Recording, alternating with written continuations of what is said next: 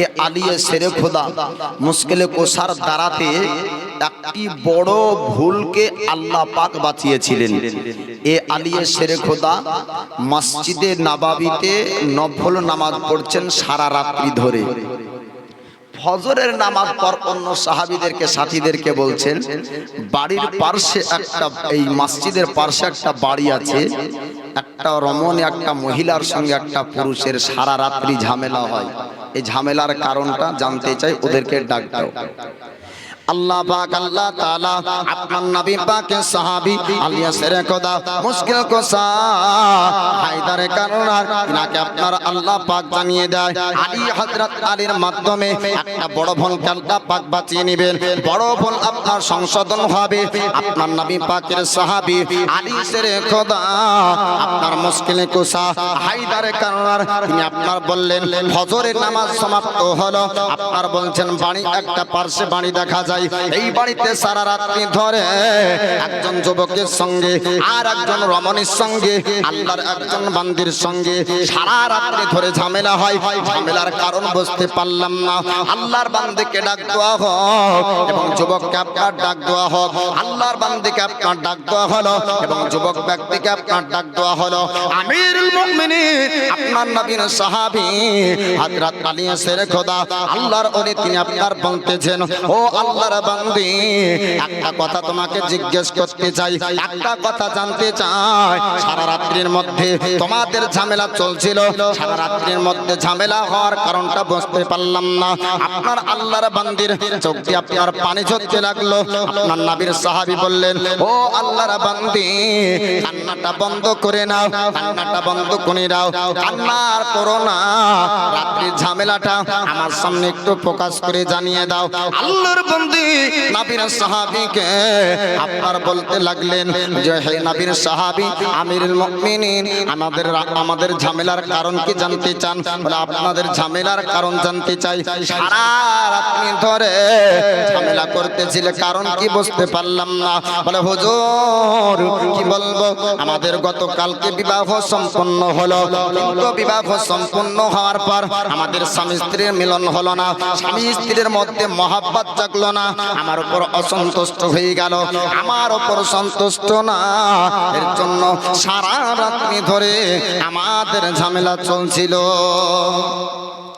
আমার নবীর সাহাবী হযরত আলী তিনি আপনার বলতে লাগলেন, ও আল্লাহর বান্দি শোনেন, আমি যেটা জিজ্ঞেস করব আমার কথার উত্তর তোমাকে দিতে হবে, আমি যেটা জানতে চাইবো আমাকে সত্য কথা বলতে হবে। আল্লাহর বান্দি বলল, ওগো আমিরুল মুমিনিন, হুজুর আপনি যেটা জানবেন, আপনি যেটা জিজ্ঞেস করবেন, আপনাকে সত্য কথা বলবো, আপনাকে মিথ্যা কথা বলবো না। বলে হুজুর আপনি কি জানতে চান, আপনি কি জিজ্ঞেস করতে চান, একটু আমাকে জিজ্ঞেস করেন। আপনার নবীর সাহাবী আমিরুল মুমিনিন হযরত আলী শেরে খোদা বললেন, ও আল্লাহর বান্দি, একটা কথা বহু পূর্বের কথা মনে করে দেখো, তোমার একটা পুরুষের সঙ্গে একটা যুবকের সঙ্গে তোমার একদিন জেনা হয়েছিল, আজ থেকে প্রায় কমবেশ 25 থেকে 26 বছর পূর্বে, বলো কথাটা ঠিক নাকি? আল্লাহর বান্দি বলল, হুজুর পৃথিবীর জমিনে আজ পর্যন্ত কথা প্রকাশ হলো না, আজ পর্যন্ত দুনিয়ার মানুষ জানলো না, আজ পর্যন্ত কাউকে আমি ঘটনাটা বললাম না। আল্লাহ পাক আমার মধ্যে আমার মায়ের মধ্যে ঘটনাটা ছিল, হুজুর একটু জানিয়ে দেন, আপনি একটু বলে দেন, আপনি কেমন করে জানলেন, আপনি কেমন করে বুঝতে পারলেন? আল্লাহর বান্দি এইরকম কথা বলে। আমার নবীর সাহাবী আলী শেরে খোদা আপনার বলেছিলেন, আল্লাহর বান্দি বল বল, তোর মধ্যে কি জিনা হয়েছিল না, তোর সঙ্গে কি জিনা হয়েছিল না, এক যুবকের সঙ্গে তোর প্রেম ভালোবাসা কি হয়েছিল না? ওই ব্যক্তি বলল, হুজুর আমার সঙ্গে এক যুবকের প্রেম ভালোবাসা হয়েছিল, আমার আব্বার কাছে প্রস্তাব পাঠানো হয়েছিল, আমার আব্বা আপনার বিবাহ হতে রাজি হয়েছিল না, বিবাহ হতে আপনার মত ছিল না। আমিরুল মুমিনিন আলী শেরে খোদা বললেন, ও আল্লাহর বান্দি, যখন বিবাহ হতে রাজি হলো না, তখন তুই কি করেছিস একটু জানিয়ে দে। আল্লাহর বান্দি বলল, হুজুর আমার মায়ের কাছে, আমার মার কাছে কথাগুলা আমি খুলে খুলে বললাম, আমার মার কাছে কথাগুলা জানিয়ে দিলাম। ওই পর পুরুষের সঙ্গে যুবকের সঙ্গে আমার জেনা হওয়ার পর আমার গর্ভে একটা সন্তান চলে এসেছিল। আমার নবীর সাহাবী হযরত আলী শেরে খোদা মুশকিল কুশা আপনার হায়দারে কাররার বললেন, ও আল্লাহর বান্দি, ওই সন্তানটা কি তোর প্রসব হয়নি? সন্তানটা কি ভূমিষ্ঠ হয়নি? সন্তানটা কি জন্ম হয়নি? আল্লাহর বান্দি বলল, হ্যাঁ হ্যাঁ, আমার সন্তান তো প্রসব হয়েছিল, আমার সন্তান ভূমিষ্ঠ হয়েছিল, আমার সন্তানের জন্ম হয়েছিল। আমার নবীর সাহাবী হযরত আলী শেরে খোদা আপনার মুশকিল কুশা হায়দারে কাররার তিনি আপনার বলেছিলেন, ওরা আল্লাহর বান্দি, সন্তান কোথায় ভূমিষ্ঠ হলো, সন্তান কোথায় প্রসব হলো, সন্তান কোথায় জন্ম হলো, একটু তুই জানিয়ে দে। আল্লাহর বান্দি বলল, হুজুর, আমি পাহাড়ের কিনারায় আমার মাকে সঙ্গে নিয়ে গেলাম। পাহাড়ের কাছে যাওয়ার পর আমার সন্তান প্রসব হয়েছিল, আমার সন্তান ভূমিষ্ঠ হয়েছিল। আমিরুল মুমিনিন আলী শেরে খোদা আপনার মুশকিল কুশা হায়দারে কাররার বললেন, আল্লাহর বান্দি, শোন শোন, সন্তান ভূমিষ্ঠ হওয়ার পর তুই কি ওই জায়গা থেকে চলে আসছিলি না? আল্লাহর বান্দি বলল, হুজুর, আপনি কেমন করে জানলেন? আপনি কেমন করে বুঝলেন? আপনি কেমন করে জানতে পেরেছেন? আপনার নবীর সাহাবী আপনার বলেছিলেন, ও আল্লাহর বান্দি, আমি যেমন করে জানতে পারি নাকি? তুই একটা কথা বল, ঠিক কিনা একটু জানিয়ে দে।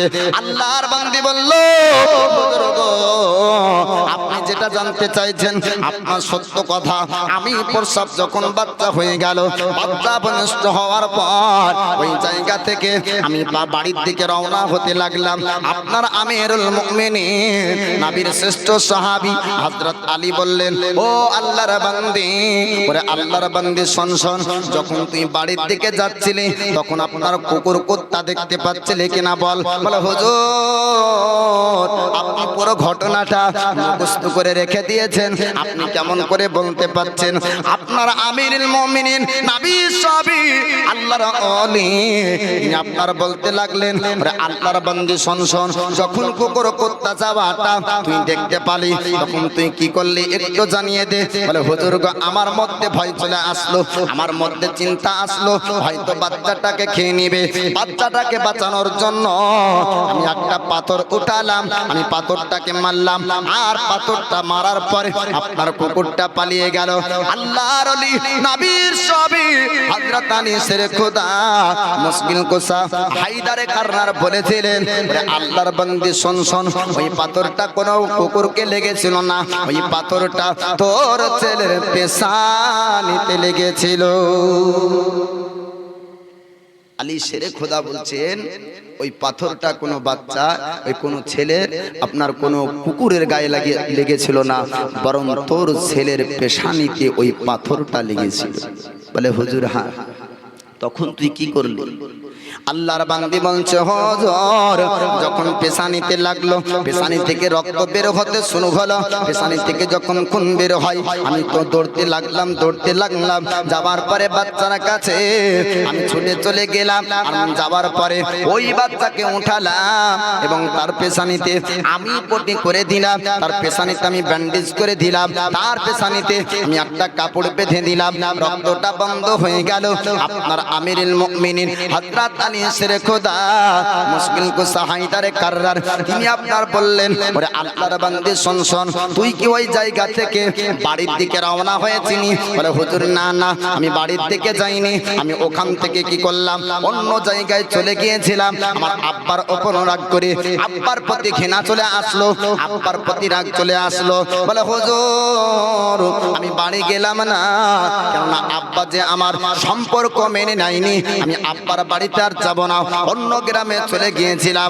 আপনার নবীর সাহাবী হযরত আলী শেরে খোদা মুশকিল কুশা হায়দারে কাররার তিনি বলেছিলেন, ওরে আল্লাহর বান্দি, শোন শোন, তুই একটা গ্রামে চলে গিয়েছিলি, আর ওই রাস্তা দিয়ে একটা কাফেলা মানুষ আসছিল, আর তোর বাচ্চার কান্নার শব্দ তাদের কান পর্যন্ত গিয়েছিল। আর ওই মানুষগুলা যাওয়ার পরে তোর বাচ্চাটাকে উঠিয়েছিল, ওই বাচ্চাটাকে নিয়ে যাওয়ার পরে ওই বাচ্চা নিয়ে গিয়ে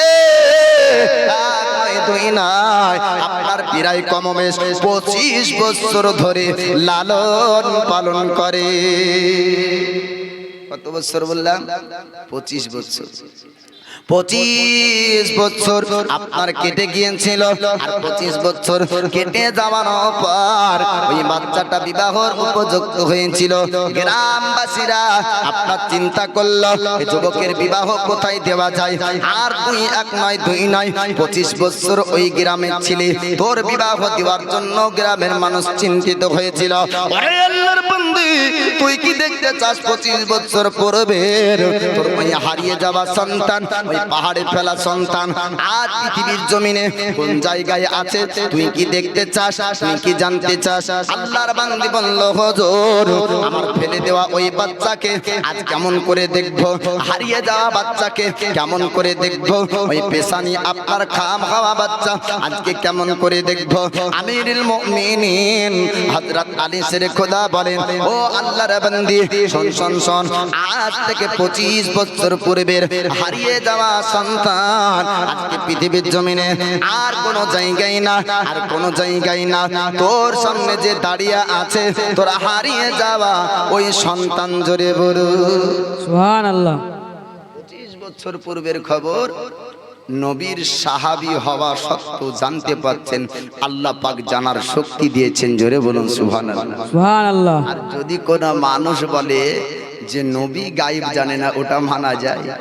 নবীর সাহাবীকে আল্লাহ এ শক্তি এ ক্ষমতা দান করেছেন যে 25 বছর পূর্বের ঘটে যাওয়া ঘটনা আলী শেরে খোদা মুশকিলে কুশা হায়দারে কাররার তিনি জানতে পাচ্ছেন। এ পাওয়ার আল্লাহ দিচ্ছেন। আল্লাহর বান্দিকে আমিরুল মুমিনিন হযরত আলী জিজ্ঞাসা করেন যে, হে আল্লাহর বান্দি, তোর সামনে যেটা স্বামী রূপে সেজে আছে এটা আদৌ তোর স্বামী না? গ্রামবাসী না বোঝে, গ্রামবাসী বুঝতে পারেনি, জানতে পারেনি, তাই বলে তোদের মধ্যে বিবাহ দিয়েছে। 25 বছর সেও ওই গ্রামে ছিল, 25 বছর তুইও ওই গ্রামে ছিলি। গ্রামবাসীরা চিন্তা করলো এরও কেউ নাই আর তোরও কেউ নাই, তার জন্য তোদের বিবাহ দিয়েছে। আল্লাহ পাক তোদের বিবাহকে কবুল করেনি। মা সন্তানের মধ্যে কোনোদিন বিবাহ হতে পারে না কিয়ামত পর্যন্ত। আল্লাহর পক্ষ থেকে ইলহাম হলো, আল্লাহ পাক আল্লাহ তাআলা আমাকে জানিয়ে দেয় এই সম্পর্ক যেটা অবৈধ সম্পর্ক আপনার বেঁধেছে, এটা সম্পর্ক আদৌ না, আল্লাহর দরবারে কবুল হয়নি। তাই তোদের সম্পর্কটা নষ্ট করার ভেঙে দেওয়ার জন্য আল্লাহ আমার উপর ইলহাম জারি করেছে। আমি আল্লাহর পক্ষ থেকে আমি আল্লাহর ইলহাম পাওয়ার পরে তোদের এই সম্পর্ককে আলাদা করতে চাই। তোর এই সন্তানকে নিয়ে তুই বাড়ি যা, এ তোর স্বামী না। জোরে বলুন সুবহানাল্লাহ সুবহানাল্লাহ। তো এ হলো আলী শেরে খোদা মুশকিলে কুশা হায়দারে কাররার, ইনি হচ্ছেন মারিফাতের বাদশা। জোরে বলুন সুবহানাল্লাহ। আর বর্তমানের কিছু ফকিরি মানুষ বলছে ওরা মারিফাত ওয়ালা, বলে শরিয়াতে নামাজ আছে আর মারিফাতে নামাজ নাই। এ হলো ভন্ডার ভন্ডার, হ্যাঁ এ হলো ভন্ডার ভন্ডার। শরিয়াতের নামাজ আর মারিফাতের নামাজ আর তারিকাতের নামাজ কিছু আলাদা না। আপনার কোরআন ও হাদিস নিয়ে শরিয়াত, কোরআন ও হাদিস নিয়ে আপনার মারিফাত, কোরআন ও হাদিস নিয়ে তারিকাত, কোরআন ও হাদিস নিয়ে আপনার হাকিকাত। অতএব আপনার মারিফাতের বাদশা আলী শেরে খোদা জীবনে তার নামাজ কাজা নাই বাপ। তো আলী শেরে খোদা মুশকিলে কুশা হায়দারে কাররারের সন্তান সাজ্জাদ অর্পিত হোক, নাজিল হোক, অবতীর্ণ হোক। সকলে পড়ুন আল্লাহুম্মা আমিন। আল্লাহুম্মা আমিন।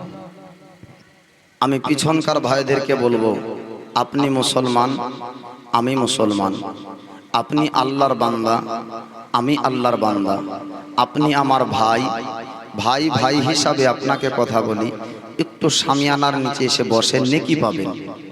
এই সময়টাই যেটা দাঁড়িয়ে আছেন অতটুকুই সময় বসে যান, নেকি পাবেন। ওয়াজ শুনছেন বাইরে থেকে, কিন্তু সামিয়ানার ভিতরে বসার যে একটি স্বভাব, ও থেকে আপনি বঞ্চিত থাকছেন। যুবক ভাই, আজ আপনাদের আলোচনা করব। ভাই আমার, একটু ভিতরে এসে বসুন, খুব সুন্দর লাগবে। আজকে আপনাদেরকে যুবকের সর্দার সাজ্জাদুনা ইমামে হোসাইনের ঘটনা আপনাদেরকে শোনাবো।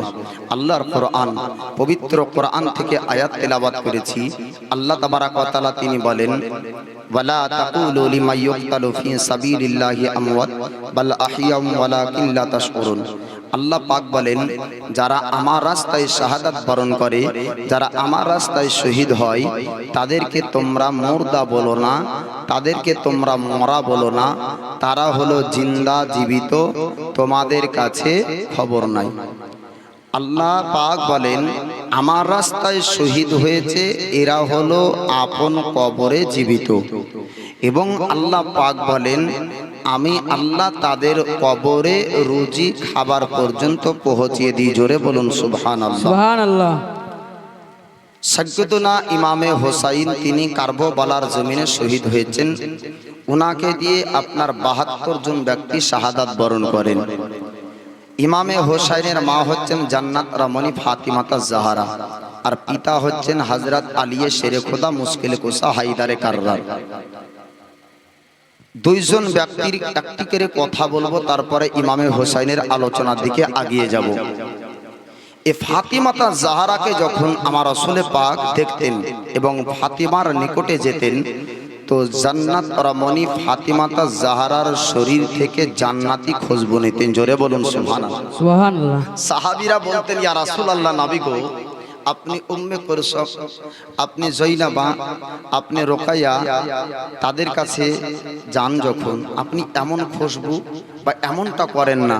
ফাতিমার কাছে যখন যান এমনটা কেন করেন? নবী আমার বলেছেন, না, এই জান্নাত রমণী ফাতিমাতা জাহারার শরীর থেকে আমি নবী জান্নাতি খুশবু সুগন্ধ পাই। জোরে বলুন সুবহানাল্লাহ। সুবহানাল্লাহ। আলিয়া শেরে খোদা মুশকিলে কুসা হায়দারে কাররার, তিনি জান্নাত রমণী ফাতিমাতা জাহারাকে বিবাহ করে বিবাহর সংসার জীবন যাপনে কোনোদিন ফাতিমাতা জাহারাকে কোনোদিন আঘাত করেননি, দুঃখ দেননি। বলে কেন? বলে দুঃখ পাওয়ার, আঘাত পাওয়ার কোনো কাজও তিনি করেননি। জোরে বলুন সুবহানাল্লাহ। সুবহানাল্লাহ। এ ফাতিমাতা জাহারা তিনি এত আল্লাহর ইবাদত করতেন, যিনি এই পিঠ দিয়ে হাসান ও হোসাইনের দোলনাতে দোলনা হিলাতেন, আর জবানে আল্লাহর পবিত্র কোরআন তিলাওয়াত করতেন। জোরে বলুন সুবহানাল্লাহ। সুবহানাল্লাহ। আলিয়ে শেরে খোদা মুশকিলে কুসা হায়দারে কাররার, তিনি এতটা ইলমে মারিফাত অর্জন করেছিলেন, যিনি পাহাড়ের উঁচুতে পিপিলিকা চলতো, তো পিপিলিকার মধ্যে কোনটা নর ও কোনটা নারী সেটা পর্যন্ত বুঝতে পারতেন। জোরে বলুন সুবহানাল্লাহ। সুবহানাল্লাহ। এ আলিয়ে শেরে খোদা মুশকিলে কুসা হায়দারে কাররার, তিনি নবীর শ্রেষ্ঠ সাহাবীর মধ্যে একজন সাহাবী রাসূল।